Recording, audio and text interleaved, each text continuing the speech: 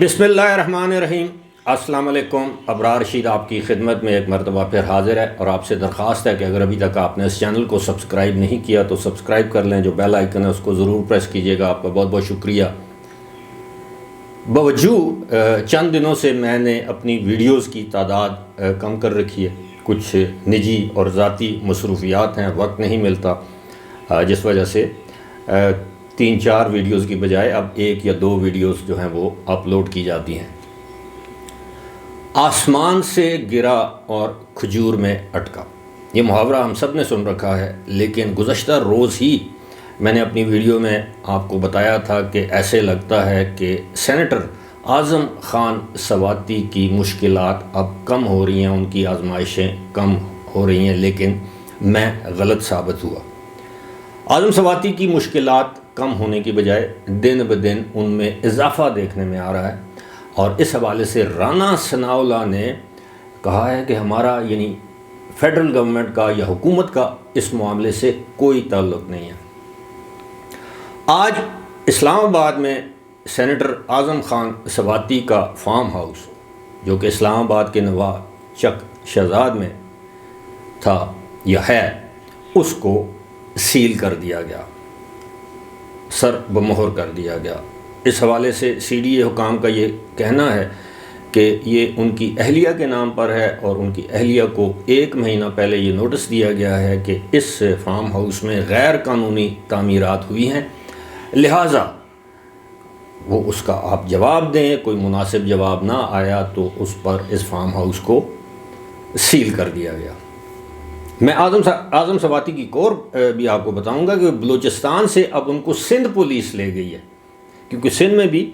ان پر مقدمات درج ہیں۔ بلوچستان گورنمنٹ نے، آپ کو یاد ہوگا کل بھی میں نے آپ کو ویڈیو میں بتایا تھا کہ بلوچستان ہائی کورٹ نے بلوچستان میں تمام ان کے مقدمات یا ایف آئی آرز ختم کرنے کا حکم دیا تھا، اور یہ کہا تھا کہ اب ان کے خلاف کوئی ایف آئی آر درج نہ کی جائے، نہ ہی کی جا سکتی ہے۔ اب یہ ایک عجیب سا فیصلہ تھا کہ کوئی ایف آئی آر درج نہیں کی جا سکتی، ایسا قانون میں اس کی گنجائش نہیں ہے۔ اگر آج مجھے عدالت کسی ایک معاملے میں، ایک جرم تو نہیں کہوں گا، ایک الزام میں مجھے کوئی رعایت دیتی ہے، تو اس بات کی کیا گارنٹی ہے کہ کل میرے خلاف کوئی اور الزام سامنے نہ آ جائے۔ بہرحال تحریک انصاف کے مختلف رہنماؤں کو آج کل مختلف الزامات کا سامنا ہے۔ میں رانا ثناءاللہ کا بیان اس حوالے سے بہت اہمیت کا حامل ہے، اس پر بھی آؤں گا، لیکن اعظم سواتی کو سندھ پولیس جو ہے وہ لے گئی ہے۔ ظاہر ہے کراچی لے کر گئی ہوگی، اور بتایا یہ جاتا ہے کہ خصوصی طیارے کے ذریعے ان کو کراچی لے جایا گیا ہے۔ اب ایک اور امپورٹنٹ بات جو آپ کے ساتھ شیئر کرنی ہے وہ یہ ہے کہ یہ فارم ہاؤس جس کو سیل کیا گیا ہے، 1 مہینہ پہلے سی ڈی اے نے نوٹس دیا تھا۔ اب اس میں تعمیرات جو ہیں وہ ظاہر ہے 2-4 دن، 1 ہفتہ، 2 ہفتوں میں تو نہیں ہوئی ہوں گی۔ تعمیرات میں تو وقت لگتا ہے، یقیناً یہ تعمیرات گزشتہ دور حکومت میں ہوئی ہوں گی یا اس سے پہلے دور حکومت میں ہوئی ہوں گی، لیکن اس وقت اعظم سواتی کے خلاف کوئی کیس نہیں تھا۔ اداروں پر حملہ کرنے یا اداروں کی عرضہ سرائی کرنے یا ان کی تضحیق کرنے، یا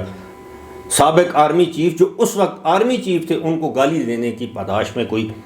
الزام نہیں تھا، مقدمہ نہیں تھا، تو اب ان کے خلاف یہ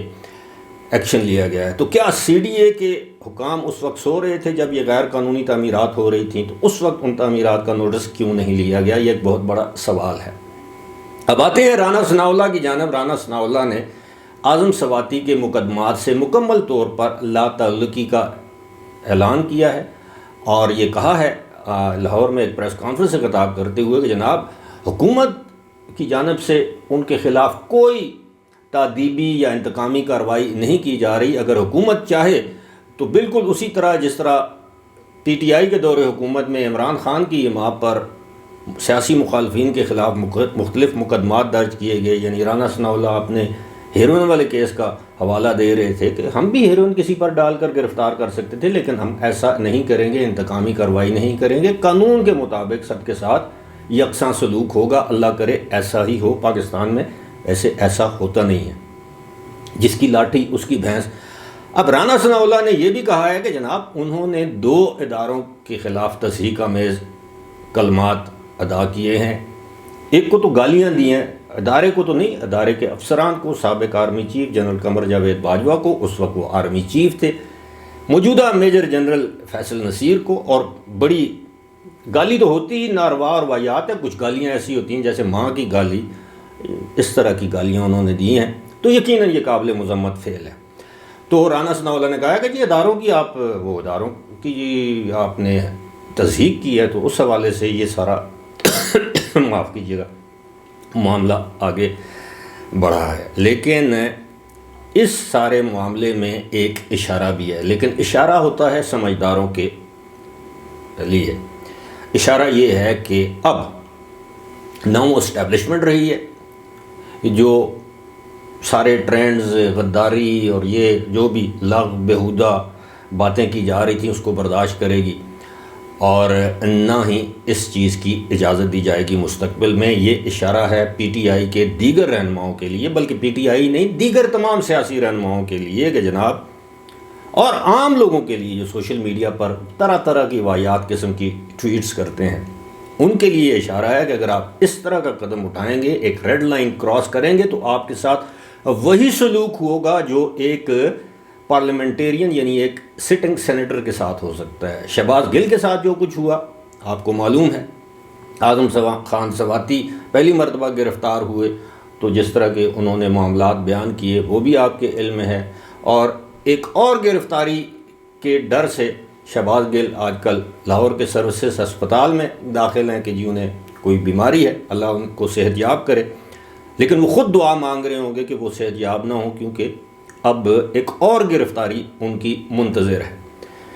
لیکن اس کے باوجود پی ٹی آئی کے مختلف رہنما بشمول عمران خان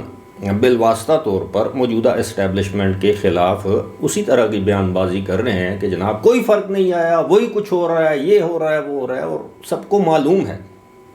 کہ اب آہستہ آہستہ ان کے گرد گھیرا تنگ کیا جا رہا ہے۔ وہ ہماری زبان میں کہتے ہیں کہ اب وہ ماں نہیں رہی جو دودھ کے ساتھ دیتی تھی یا چوپڑی ہوئی دیتی تھی،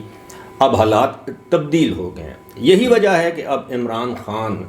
صدر مملکت کے ذریعے ترلے ڈال رہے ہیں موجودہ حکومت کو کہ ہمارے ساتھ مذاکرات کریں۔ یہ وہی عمران خان ہے جو کہتے تھے کہ میں مر جاؤں گا ان کے ساتھ مذاکرات نہیں کروں گا۔ یہ وہی عمران خان تھے کہ یہ این آر او مانگ رہے ہیں، میں ان کو این آر او نہیں دوں گا۔ اب عمران خان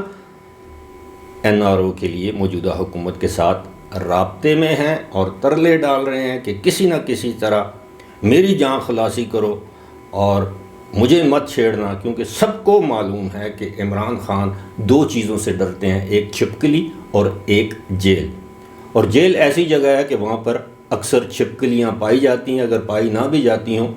تو جیل انتظامیہ اس وقت کی حکومت کی ایما یا حکم پر وہ چھپکلیاں آپ کے سیل میں چھوڑ دیتی ہے۔ فی الحال اسی کے ساتھ مجھے دیجیے اجازت، خدا حافظ۔